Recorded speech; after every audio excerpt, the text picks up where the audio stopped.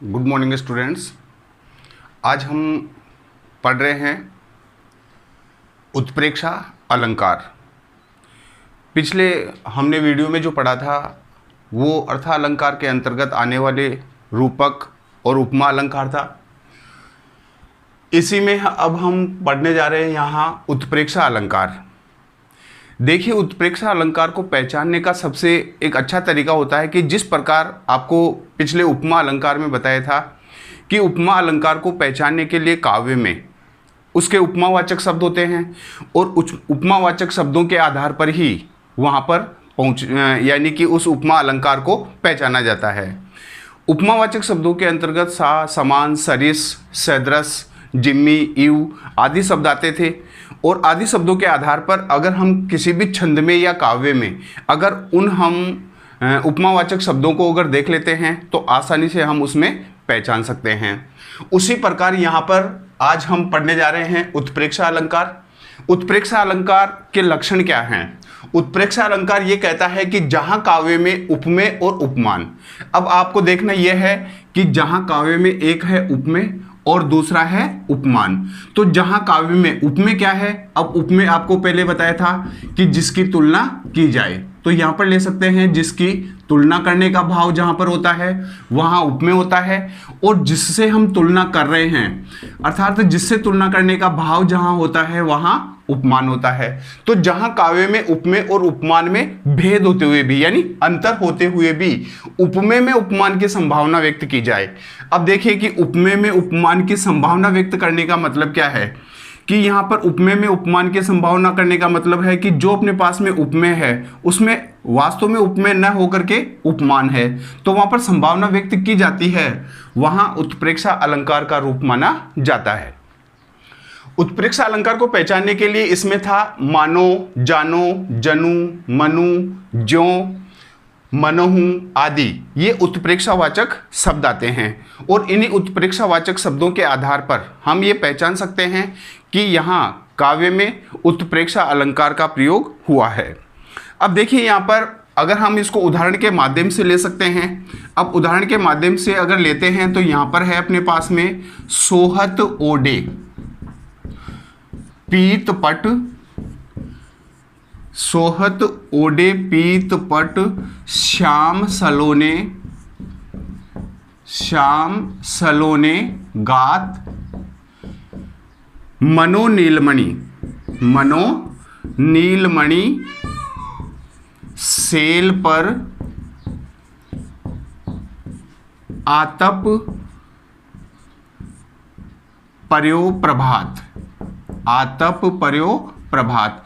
अब देखिए यहाँ पर इस उदाहरण के माध्यम से हम इसमें समझ सकते हैं कि सबसे पहले तो हमें ये देखना है कि कहाँ उपमेय और उपमान में भेद होते हुए भी उपमेय में उपमान की संभावना व्यक्त की जा रही है। अब यहाँ पर है सोहत, सोहत का मतलब है शोभा देना, ओडे का मतलब है ओढ़ रखा है, पीत, पीत का अर्थ लेंगे यहाँ पर पीला, और पट, पट का अर्थ होता है वस्त्र। अब यहाँ पर देखिए कि श्याम, श्याम शब्द है ये किसके लिए आया है? यहाँ श्याम शब्द है श्री कृष्ण के लिए। सलोने, सलोने का अर्थ लेंगे सुंदर, गात का मतलब होता है शरीर, कि यहाँ भगवान श्री कृष्ण ने अपने श्याम रंग के शरीर पर यानी काले रंग के शरीर पर पीले वस्त्र धारण कर रखे हैं। मनो नीलमणि, मानो, अब यहां पर देखिए उत्प्रेक्षावाचक शब्द अपने पास में क्या गया? मनो, ये यहां पर उत्प्रेक्षावाचक शब्द है। मनो नीलमणि सेल पर आतप पर्यो प्रभात, इससे हमें यह पता लग रहा है कि मानो वे पीले वस्त्र भगवान श्री कृष्ण के शरीर पर उसी प्रकार शोभा दे रहे हैं कि नीलमणि से युक्त सेल, सेल का मतलब होता है पर्वत, कि मानो नीलमणि से युक्त पर्वत पर प्रातः काल की प्रथम किरण पड़ रही हो। अर्थात प्रातः काल की प्रथम किरण को यहाँ पर देखा होगा कि पीले रंग की होती है। प्रातः काल की जो प्रथम किरण है वो नीले रंग के पर्वत पर जब पड़ती है तो वह नीला रंग भी उस सूर्य की उस पीली किरणों के रूप में परिवर्तित हो जाता है। अतः उसी प्रकार भगवान श्री कृष्ण के श्याम रंग पर पीले वस्त्र उसी प्रातःकाल की प्रथम किरण के समान है। अर्थात यहाँ पर देखिए अब उपमेय में उपमान की संभावना व्यक्त की जा रही है। तो जहाँ काव्य में उपमेय में उपमान की संभावना व्यक्त की जाती है वहाँ सीधा अब यहाँ पर रूप जो लिया जा रहा है वो किसका हो जाएगा, उत्प्रेक्षा अलंकार का हो जाएगा। अब यहाँ पर देखिए ये जो मनो शब्द है ये तो यहाँ पर किस रूप में आ गया, ये तो अपने पास में उत्प्रेक्षा वाचक शब्द के अंतर्गत आ गया। अर्थात हम ले सकते हैं कि इसका मतलब इसमें उत्प्रेक्षा वाचक शब्द है। अब यहाँ पर ये जो पीले वस्त्र हैं, ये पीले वस्त्र हैं, यहाँ पर है नीलमणि। अब यहाँ पर उपमेय में उपमान की संभावना व्यक्त की जा रही है। तो जहाँ काव्य में उपमेय पर उपमान की या उपमेय में उपमान की संभावना व्यक्त की जाती है वहाँ उत्प्रेक्षा अलंकार माना जाता है। अब देखिए नेक्स्ट लेते हैं यहाँ पर उत्प्रेक्षा अलंकार के भेद। अब उत्प्रेक्षा अलंकार के भेद के अगर आधार को लेते हैं तो यहाँ पर देखिए कि उत्प्रेक्षा अलंकार के भेद को अगर हम माध्यम बनाते हैं तो उत्प्रेक्षा अलंकार के कितने भेद होते हैं। तो उत्प्रेक्षा अलंकार के भेद को अगर माध्यम लेते हैं तो यहाँ पर क्या करेंगे कि इसी उत्प्रेक्षावाचक शब्दों के आधार पर उपमेय और उपमान की संभावना व्यक्त करने के भाव के आधार पर हम यहाँ उत्प्रेक्षा अलंकार के 3 भेद मान सकते हैं। अर्थात हम कह सकते हैं कि उत्प्रेक्षा अलंकार के 3 भेद होते हैं, 3 भेद होते हैं। अब यहाँ पर तीनों भेदों में जो पहला भेद है वो है अपने पास में वस्तुत्प्रेक्षा। पहला जो भेद यहाँ पर माना गया है वो क्या है, वस्तुत्प्रेक्षा का है। दूसरा यहाँ पर जो भेद है वो है फलोत्प्रेक्षा। तो पहला भेद हो जाएगा अपने पास में वस्तुत्प्रेक्षा, दूसरा हो जाएगा फलोत्प्रेक्षा, और जो यहाँ पर इसका तीसरा जो भेद माना गया है वो है हेतुत्प्रेक्षा। इसका मतलब यहाँ पर तीनों के आधार को अगर लेकर के देखते हैं तो यहाँ पर उत्प्रेक्षा अलंकार के 3 भेद होते हैं। अब देखिए यहाँ पर जैसा इनके भेद हैं उन्हीं के अनुरूप इनके लक्षण भी यहाँ पर है। वस्तुत्प्रेक्षा, वस्तुत्प्रेक्षा का मतलब क्या होता है, जहां एक वस्तु अर्थात उपमेय में दूसरी वस्तु की जहां संभावना व्यक्त की जाती है वहां पर तो माना जाता है वस्तुत्प्रेक्षा, क्योंकि एक वस्तु में दूसरी वस्तु की संभावना करना। तो एक वस्तु में दूसरी वस्तु की अगर संभावना के भाव को लेते हैं तो वस्तुत्प्रेक्षा हो गया। दूसरा है फलोत्प्रेक्षा। फलोत्प्रेक्षा का मतलब क्या है, अफल में फल की संभावना करना, यानी कि परिणाम नहीं है लेकिन फिर भी उसको परिणाम मान रहा है। तो अफल में फल की जहां संभावना होती है वहां फलोत्प्रेक्षा अलंकार होता है। फिर यहां पर होता है हेतुत्प्रेक्षा। हेतु का मतलब होता है कारण, कि जहां कारण नहीं है लेकिन बलपूर्वक उसको कारण मान लिया जाता है। तो ऐसा रूप जहां पर बनता है वहां हेतुत्प्रेक्षा अलंकार का रूप माना जाता है। अब देखिए कि फर्स्ट अपने पास में इसको अगर हम पढ़ते हैं तो ये अपने पास में है वस्तु उत्प्रेक्षा।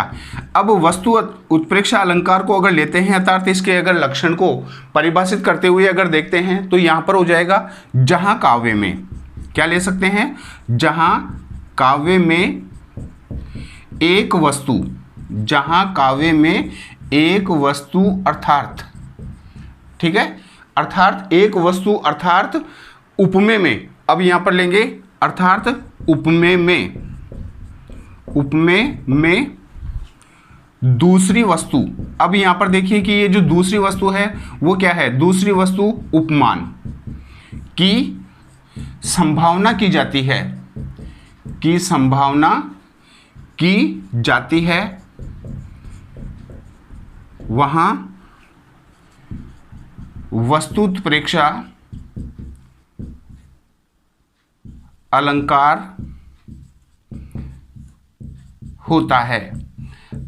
अब देखिए यहाँ पर रूप को अगर लेते हैं तो वहाँ वस्तुत्प्रेक्षा अलंकार का रूप माना जाता है। क्यों माना जाता है, क्योंकि वहाँ एक वस्तु में दूसरी वस्तु की जहाँ संभावना की जाती है वहाँ उत्प्रेक्षा अलंकार का रूप माना जाता है, क्योंकि वो एक वस्तु में क्या किया जाएगा, दूसरी वस्तु की संभावना को माना जाएगा। जैसे अब इसको हम उदाहरण के माध्यम से देख सकते हैं, अर्थात उदाहरण के अगर आधार को लेकर के देखते हैं तो उदाहरण के आधार पर हम कैसे पहचान सकते हैं कि इसमें वस्तु उत्प्रेक्षा अलंकार का रूप है।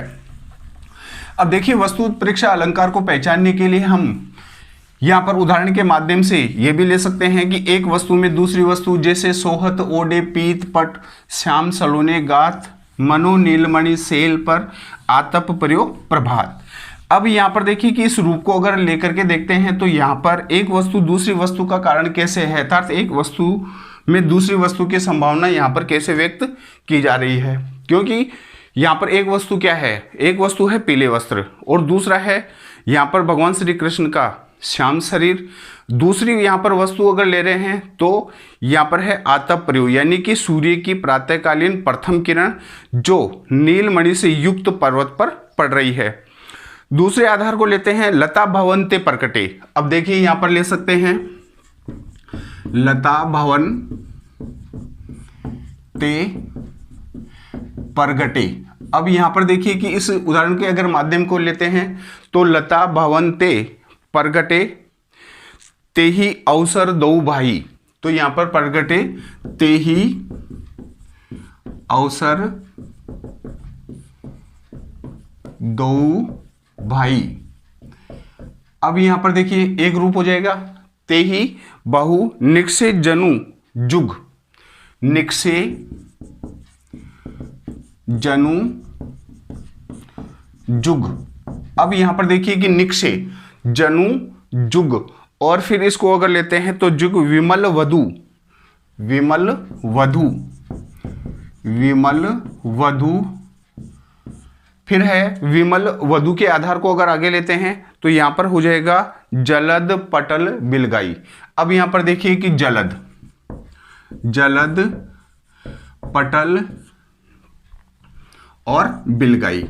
अब यहां पर देखिए कि इस दोनों के अगर आधार को अगर लेकर के देखते हैं तो यहां पर क्या है, लता भवन ते प्रगटे ते ही अवसर दो भाई, निक्षे जनु जुग विमल वधु जलद पटल बिलगाई।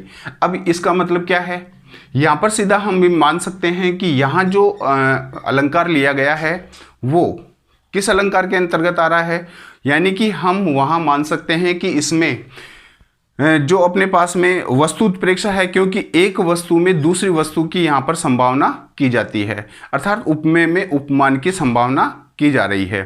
क्योंकि अब यहाँ पर देखिए जनु शब्द को अगर लेते हैं तो जनु शब्द के आधार को अगर लेने पर यहाँ पर हमारे पास में क्या प्रकट हो रहा है, क्योंकि जनु शब्द के आधार को लेते हैं तो ये अपने पास में किस रूप में आ गया, ये अपने पास में आ गया उत्प्रेक्षावाचक शब्द में। तो हम ले सकते हैं कि इसमें उत्प्रेक्षावाचक शब्द का प्रयोग हुआ है। दूसरा लता भवन, यानी कि लता रूपी भवन ते प्रगटे, ते यानी प्रकट हो रहे हैं, यानी लता रूपी भवन से प्रकट हो रहे हैं। ते ही अवसर दो भाई, मानो वो दोनों भाई, ठीक है। निक्षे, निक्षे का अर्थ होता है निकल रहे हैं। जुग विमल वधु जलद पटल, यानी बादलों के बीच से मानो वधु, सुंदर वधु निकल रही हो। अब यहां पर देखिए सीधा सीधे यहां पर आप आसानी से समझ रहे होंगे कि जनु शब्द के अगर आधार को लेते हैं तो वहां पर उत्प्रेक्षावाचक शब्द है। दूसरा यहां पर अगर लेते हैं तो यहां पर अपने पास में जो कारण बन रहा है वो कारण क्या है, उपमेय में दूसरी वस्तु की, अर्थात एक वस्तु में दूसरी वस्तु की जहां संभावना की जाती है। तो जहां एक वस्तु में दूसरी वस्तु की संभावना का भाव जहां होता है वहां सीधा वस्तु उत्प्रेक्षा अलंकार का रूप माना जाता है। दूसरा यहां पर हम ले सकते हैं वो हो सकता है हेतु उत्प्रेक्षा अलंकार। अब देखिए हेतु उत्प्रेक्षा अलंकार के आधार को लेते हैं तो हेतु उत्प्रेक्षा अलंकार क्या है। अब यहां पर देखिए हेतु उत्प्रेक्षा अलंकार किस लक्षण को प्रकट कर रहा है कि जहां काव्य में, यहां पर ले सकते हैं हम, जहां काव्य में अहेतु, जहां काव्य में अहेतु में हेतु की संभावना, हेतु की संभावना, हेतु की संभावना व्यक्त की जाती है, संभावना व्यक्त की जाती है, वहां हेतु उत्प्रेक्षा अलंकार का रूप माना जाता है। अब देखिए कि इस आधार को हम ले सकते हैं तो यहां पर अपने पास में क्या बन रहा है कि जहां अहेतु में हेतु की संभावना की जाए, अर्थात यहां पर अपन मान सकते हैं कि जो जिसका कारण नहीं है, यानी क्या मान सकते हैं कि जो जिसका कारण नहीं है लेकिन फिर भी बलपूर्वक उसको कारण मान लिया जाता है, और बलपूर्वक कारण जहां पर मान लिया जाता है वहां हेतु उत्प्रेक्षा अलंकार का रूप माना जाता है। अब देखिए यहां पर उदाहरण के माध्यम से भी अगर हम लेकर के देखते हैं तो उदाहरण के माध्यम से अपने पास में हो जाएगा मनो कठिन आंगन चली ताते राते पाए। ठीक है, अब यहां पर देखिए कि इस रूप को अगर हम लेकर के चलते हैं तो इस रूप के आधार पर अपन ले सकते हैं मनो कठिन आंगन चली ताते राते पाए। अब यहां पर मनो, अब इस मनो शब्द को अगर लेते हैं तो मनो शब्द यहां पर किसका रूप बन रहा है बेटा? मनो शब्द यहां पर अपने पास में उत्प्रेक्षावाचक शब्द है। ठीक है, तो उत्प्रेक्षावाचक शब्द है तो कहीं ना कहीं मानो, जानो, जनू, ठीक है, मनहू, जो, त्यों, ये जो उत्प्रेक्षावाचक शब्द है ये कहीं ना कहीं काव्य में निश्चित रूप से प्रयुक्त होंगे। तो यहां पर अपने पास में मनो शब्द किस रूप में आ गया? मनो शब्द आ गया यहां पर उत्प्रेक्षावाचक शब्द में। अब देखिए कठिन आंगन चली, अब यहां पर आंगन चलने का मतलब क्या लेंगे? यानी कि आंगन पर चलना। ठीक है, ताते राते पाए, यानी कि नायिका अर्थात राधा जी के बारे में यहां पर कहा गया है कि मानो जैसे राधा अपने पैरों में मेहंदी लगाने के कारण ताते राते पाए। ठीक है, पाए का मतलब होता है पैर, राते का मतलब है यानी कि मेहंदी लगाना। ठीक है, मानो कि राधा जी ने अपने पैरों में मेहंदी लगाने के कारण उस कठोर आंगन पर उसे चला नहीं जा रहा है। ठीक है, इसका मतलब यहाँ पर क्या है बेटो? कारण नहीं है, लेकिन फिर भी बलपूर्वक उसको कारण मान लिया जाता है। तो जहां काव्य में अहेतु में हेतु की संभावना की जाए, अर्थात जो जिसका कारण नहीं है लेकिन बलपूर्वक उसको कारण मान लिया जाता है, वहां हेतु उत्प्रेक्षा अलंकार का रूप माना जाता है। अब यहां पर देखिए बेटो तीसरा अपने पास में जो अलंकार आ रहा है वो है अपने पास उत्प्रेक्षा, यानी कि उसी उत्प्रेक्षा का तीसरा भाग है यहाँ पर फलोत्प्रेक्षा। ठीक है, अब यहाँ पर देखिए फलोत्प्रेक्षा अलंकार को लेते हैं तो यहाँ पर हम ले सकते हैं कि जहां काव्य में अफल में फल की संभावना की जाए। अब यहां पर देखिए कि जहां अफल में फल की संभावना की जाती है वहां फलो उत्प्रेक्षा अलंकार माना जाता है। अब यहां पर अफल माना जाता है। अब यहां पर देखिए कि अफल में फल की संभावना को अगर लेकर के देखते हैं तो जहां यानी कि अफल है अर्थात अफल में फल की संभावना को अगर लेकर के चलते हैं तो वहां पर ऐसा रूप जहां बन जाता है वहां फलो उत्प्रेक्षा अलंकार का रूप मान लिया जाता है। अब देखिए यहां पर उदाहरण के माध्यम से अगर इसको हम लेकर के देखते हैं, स्वर्णशालियों सी कलमें थी, स्वर्णशालियों सी कलमें थी। ठीक है, अब यहां पर स्वर्णशालियों सी कलमें थी दूर दूर तक फैल रही। अब यहां पर ले सकते हैं हम दूर दूर तक फैल रही। अब यहां पर देखिए कि दूसरे वाचक शब्द के आधार को लेते हैं शरद इंदिरा के मंदिर की। क्या ले सकते हैं? शरद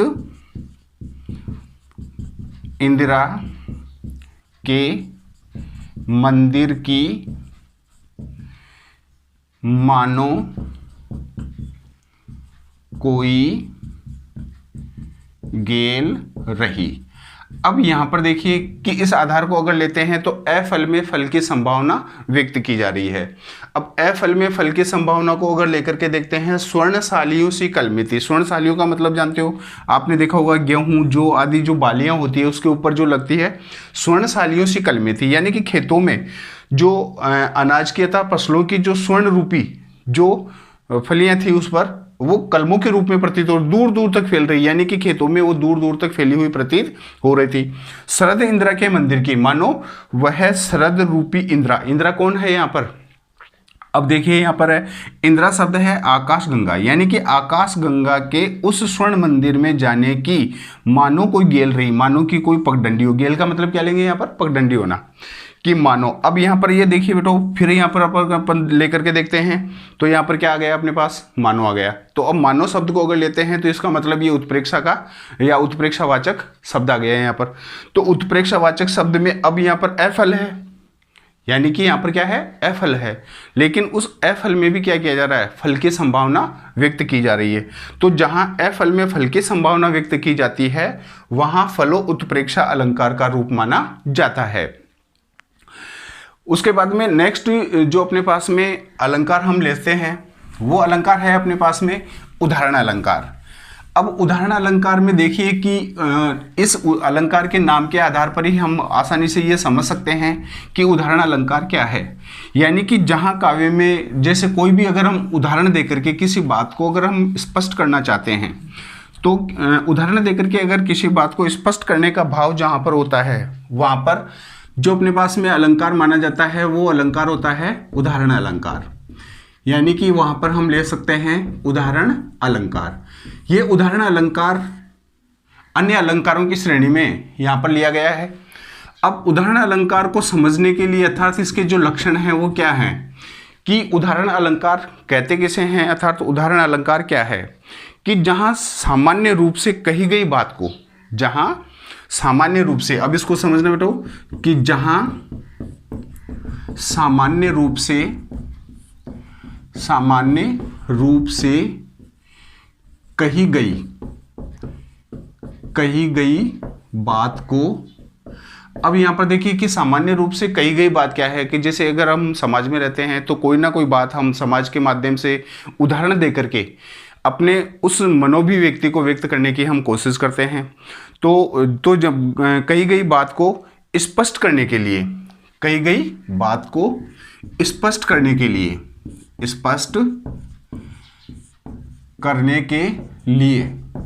अब हम अपनी इस बात को स्पष्ट करने के लिए क्या करते हैं, किसी ना किसी प्रकार का उदाहरण देते हैं कि कोई विशेष बात, ठीक है ना, स्पष्ट करने के लिए कोई विशेष बात या जग जाहिर। अब यहां पर देखिए कि जग जाहिर का मतलब क्या है, यानी कि जो संसार में प्रसिद्ध है या जग प्रसिद्ध, ठीक है ना, जग जाहिर या जग प्रसिद्ध उदाहरण देकर, जग प्रसिद्ध उदाहरण देकर क्या किया जाता है, यानी उदाहरण देकर के उस बात को स्पष्ट किया जाता है या प्रसिद्ध उदाहरण दिया जाता है। तो यहां पर देकर या फिर उदाहरण दिया जाता है, वहां उदाहरण अलंकार का रूप माना जाता है, वहां उदाहरण अलंकार होता है। अब देखिए कि इससे आप आसानी से समझ गए होंगे कि उदाहरण अलंकार क्या है, ठीक है ना।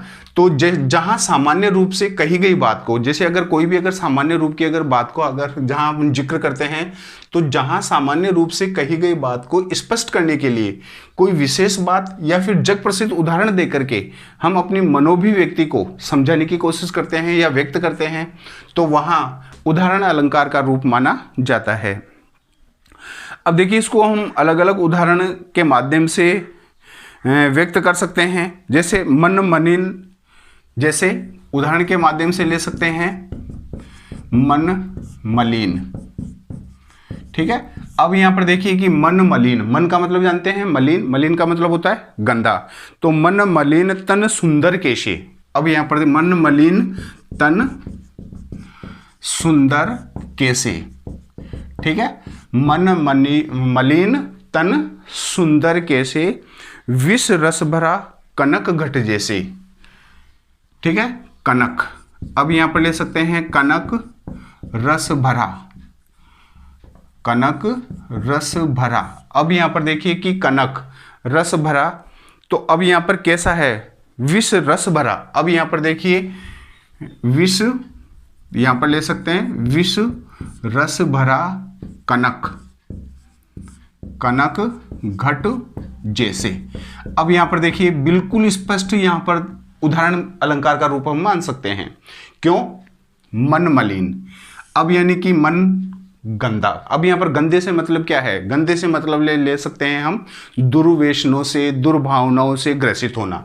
तो मन मलिन तन सुंदर कैसे, जिस व्यक्ति का मन अगर मलिन हो, विषय वासनाओं में लिप्त हो, दुर्भावनाओं से, द्वेष और ईर्ष्या से युक्त हो, ठीक है, तन सुंदर कैसे, तो फिर उसका शरीर सुंदर कैसे हो सकता है, क्योंकि मन से तो क्या है, वो गंदा है, मलिन है। वह उसी प्रकार शोभा पाता है या उसी प्रकार शोभा देता है, दिखाई देता है, विष रस भरा। विष का मतलब जानते हैं, विष का मतलब होता है जहर, ठीक है। तो यहां पर देखिए कि ये मलिनता जो है वो किसका प्रतीक है, जहर की, यानी कि दुर्भावनाएं यहां पर किसका प्रतीक मानी गई है, जहर का प्रतीक मानी गई है। तो कनक घट जैसे, कनक, कनक का मतलब क्या है, सोने का घड़ा। अब घट का मतलब है घड़ा, यानी कि सोने का घड़ा, ठीक है। सोने का घड़ा में क्या भरा हो, विष भरा हो, तो फिर वो सोने का घड़ा कैसे सुंदर हो सकता है। इसका मतलब आप समझ गए होंगे कि जिस व्यक्ति का शरीर सुंदर कैसे हो सकता है, जिसके मन में दुर्भावना, द्वेष और मलिनता जैसे, ठीक है, विषय वासनाएं लिप्त रहती है, वह व्यक्ति या उस व्यक्ति का शरीर उसी प्रकार होता है जिस प्रकार की सोने के घड़े में विष भरा हुआ हो, ठीक है। तो इसका मतलब ये यहां पर जग प्रसिद्ध अपनी बात को व्यक्त करने के लिए क्या कर दिया उसने, ये उदाहरण दे दिया। तो ऐसा उदाहरण देने का भाव या जग प्रसिद्ध उदाहरण देकर के अपने मनोभिव्यक्ति को व्यक्त करने का भाव जहां पर होता है, वहां उदाहरण अलंकार का रूप माना जाता है। नेक्स्ट बेटा यहां पर जो अपने पास में अलंकार है वो है विरोधाभास अलंकार। अब यहां पर देखिए कि विरोधाभास अलंकार का मतलब क्या है, विरोधाभास, ठीक है ना। अब विरोधाभास अलंकार के अंतर्गत हम क्या मान सकते हैं, अब यहां पर विरोधाभास अलंकार के अंतर्गत हम ये मान सकते हैं कि जहां पर भी विरोध करने का भाव प्रकट होता हो, ठीक है ना। क्योंकि जैसे यहां पर अपने पास में अलंकार आते हैं उसी के अनुरूप इनका जो रूप है वो भी चलता रहता है। तो यहां पर है जहां वास्तविक विरोध न हो। अब इसके जो लक्षण अगर हम ले सकते हैं तो यहां ले सकते हैं जहां वास्तविक विरोध न हो, वास्तविक विरोध न हो, ठीक है, जहां वास्तविक विरोध न हो, किंतु क्या करें, किंतु अर्थ करने पर विरोध सा जान पड़े, किंतु अर्थ करने पर। अब देखिए यहां पर अपने पास में हो जाएगा किंतु अर्थ करने पर, अर्थ करने पर विरोध सा जान पड़े, अर्थ करने पर विरोध सा जान पड़े, वहां विरोधाभास अलंकार होता है, वहां विरोधाभास अलंकार होता है। अब देखिए हम इसको आसानी से कैसे समझ सकते हैं कि जहां वास्तविक विरोध नहीं होता है, जहां वास्तविक विरोध नहीं हो लेकिन अर्थ करने पर विरोध सा जान पड़ता है, वहां विरोधाभास अलंकार का रूप माना जाता है। जैसे सुधी जाए, सुधी आए, सुधी जाए। अब देखिए यहां पर अपने पास में उदाहरण के माध्यम से अगर ले सकते हैं तो ये हो जाएगा सुधी, ठीक है, सुधी आए और सुधी जाए, ठीक है ना। अब सुधी आए, सुधी जाए, इस आधार पर ये देखिए अपने पास में सुधी सुधी शब्द है। अब सुधी सुधी शब्द को अगर अपन मान सकते हैं तो ये यमक का भी रूप अपन ले सकते हैं, लेकिन यहाँ पर एक्चुअल में यमक नहीं है। क्यों नहीं है, क्योंकि यहाँ पर विरोध नहीं है, वास्तविक विरोध नहीं है, लेकिन फिर भी जैसे ही हम इसका अर्थ करेंगे, अब इन दोनों शब्दों का जैसे ही अर्थ करेंगे तो अर्थ करने पर यहाँ पर क्या प्रकट होगा, विरोध सा जान पड़ेगा, अर्थात हमें लगेगा कि इसमें वास्तव में रूप में विरोध है। अब यहाँ पर है कि सुधी आए, सुधी का मतलब, अब देखिए यहाँ पर आपने देखा होगा कि सुधी का मतलब क्या होता है, सुधी का मतलब यहाँ पर होता है होश आना, सुधी का मतलब क्या होता है, होश आना। तो सुधी आए, सुधी जाए, ठीक है ना। अब सुधी का मतलब यहाँ पर देखिए सुध यानी होश आना है यहाँ पर, तो जैसे ही यहाँ पर हम लेंगे प्रियतम की याद आना, प्रियतम की याद आना। अब यहाँ पर देखिए कि प्रियतम की याद आना सुधी हो गया, सुधी आए, तो पहला जो सुधी शब्द है इसका उदाहरण अपन ने क्या यानी कि विरोध क्या माना, प्रियतम की जैसे ही नायिका को याद आती है तो सुधी जाए, तो वह सुधी यानी शुद्ध बुद्ध। अब यहाँ पर देखिए इसको हम ले सकते हैं शुद्ध बुद्ध खोना, शुद्ध बुद्ध खोना, या फिर अपन इसको मान सकते हैं कि यानी कि अपनी चेतना खोना, चेतना, या जिसको अपन दूसरे रूप में कह सकते हैं होश खो देना, ठीक है ना, होश खो देना। अब यहाँ पर देखिए विरोध नहीं है लेकिन विरोध सा जान पड़ रहा है, कैसे कि जैसे ही प्रियतम को नायिका को अपने प्रियतम की याद आती है तो जैसे ही उसको याद आती है तो फिर उसकी चेतना अर्थात उसके होश खो जाते हैं, अर्थात वो अपने होश खो देती है। इसका मतलब यहाँ पर क्या है बेटा, वास्तविक विरोध नहीं है। ऐसा नहीं होता कि प्रियतम की जैसे ही याद आए व्यक्ति चेतना रहित हो जाए या फिर वो अपने होश हवास से खो दे, ऐसा भाव नहीं होता है। लेकिन यहाँ पर क्या है, जहाँ वास्तविक विरोध नहीं है लेकिन अर्थ करने पर विरोध सा हमें जान पड़ रहा है, तो वहाँ विरोधाभास अलंकार का रूप माना जाता है। अब देखिए कि विरोधाभास अलंकार के बाद में हम नेक्स्ट अलंकार यहाँ पर लेते हैं, वह है मानवीकरण अलंकार। अब देखिए कि मानवीकरण अलंकार को अगर लेते हैं तो मानवी का मतलब होता है मनुष्य, ठीक है ना। तो इसको आप अच्छी तरह आसानी से देख सकते हैं कि मानवी का मतलब क्या है, मनुष्य है। और मनुष्य करण का मतलब है करने वाला। अब मनुष्य क्या करता है, प्रतिक्रियाएं करता है, मनुष्य की क्रियाएं होती है। अब मनुष्य की जो क्रियाएं होती है वो क्रियाएं कैसी होती है, वो स्वाभाविक होती है। आपने देखा होगा कि मनुष्य जो क्रियाएं करता है, हंसना, बोलना, रोना, चिल्लाना, ये मनुष्य की क्रियाएं हैं, ठीक है ना। तो मनुष्य की क्रियाओं को जड़ प्रकृति पदार्थों का उस मानवीय क्रियाओं के साथ में जहाँ जोड़ करके और फिर भाव को अगर व्यक्त किया जाता है, वहाँ मानवीकरण अलंकार का रूप माना जाता है। तो नेक्स्ट अलंकार है अपने पास में बेटो मानवीकरण अलंकार। मानवीकरण अलंकार को अगर हम लक्षणों के आधार पर लेकर के देखते हैं तो मानवीकरण क्या है, अर्थात हम अगर इसके लक्षण अगर मानते हैं तो मानवीकरण अलंकार के लक्षणों का अगर आधार लेकर के देखते हैं तो लक्षण क्या है, जहां जड़ प्रकृति या वस्तु, क्या ले सकते हैं हम यहाँ पर, जहां जड़ प्रकृति या वस्तु, ठीक है ना। अब यहाँ पर देखिए जड़ प्रकृति या फिर वस्तु, तो जहां जड़ प्रकृति या वस्तु पर मनुष्य की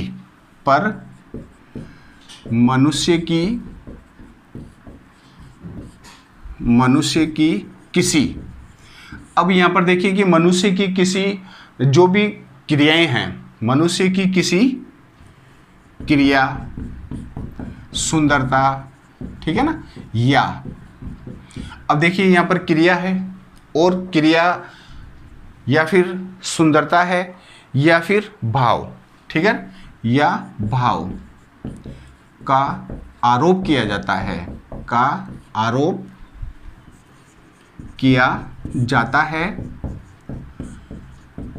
वहाँ मानवीकरण अलंकार माना जाता है, वहाँ मानवीकरण अलंकार होता है।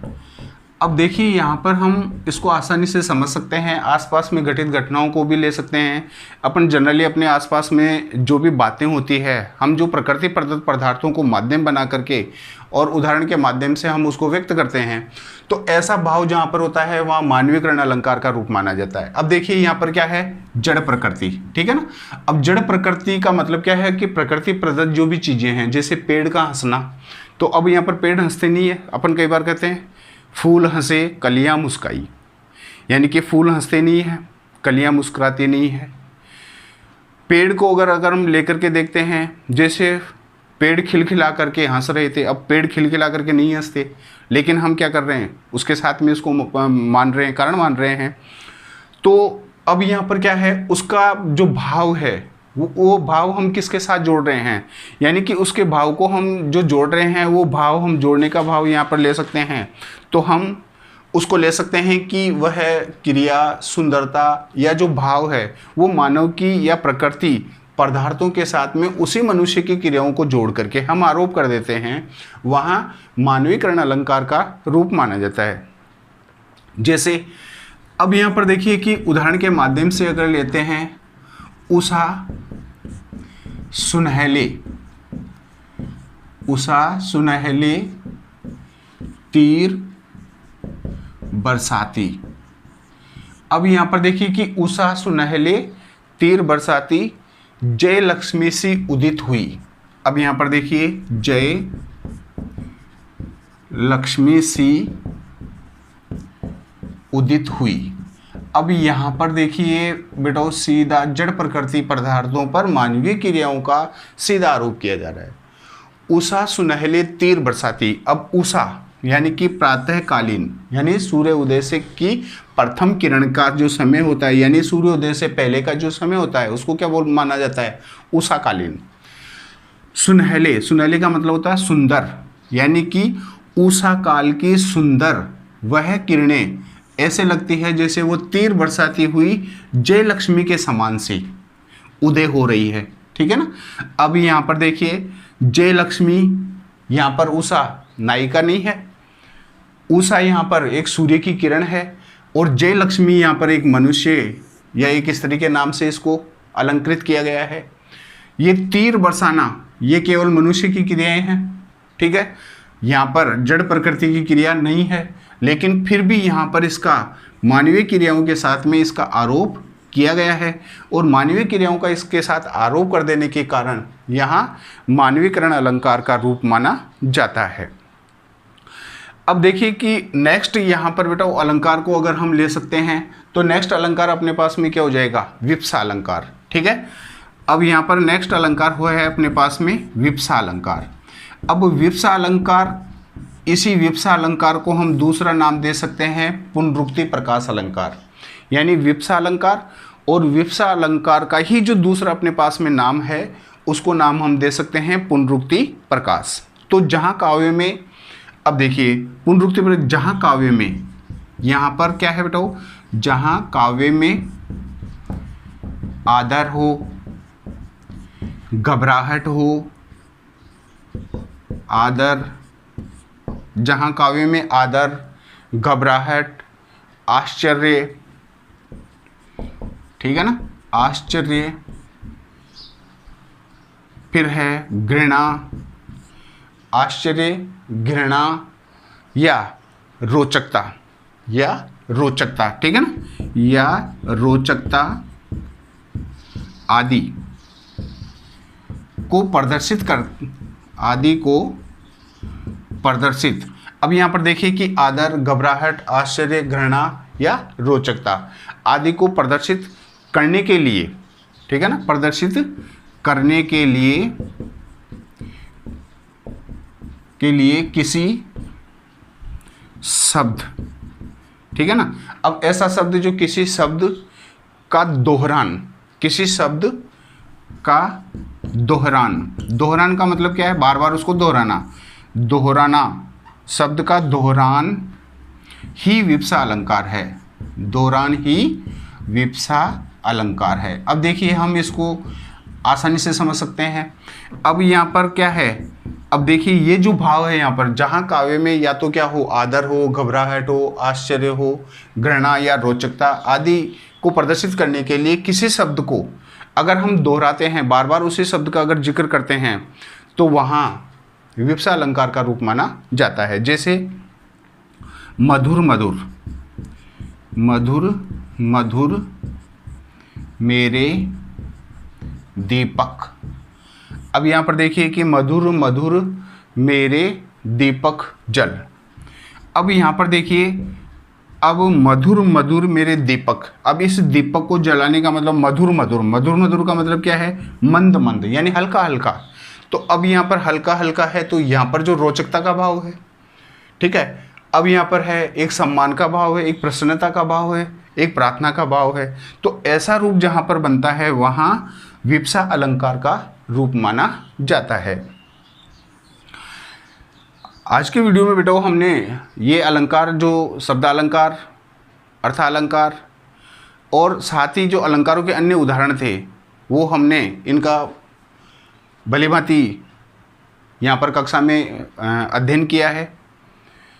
आपको इसको अच्छी तरह ध्यानपूर्वक सुनते हुए इसे एक एक उदाहरण को आपको खुद एग्जाम्पल को बार बार दोहरान करते हुए इसका अच्छी तरह आपको मनन करता है। आगे वाली वीडियो में फिर हम जो अपने पास शेष बच गए अलंकार उसको लेकर फिर आएंगे। धन्यवाद।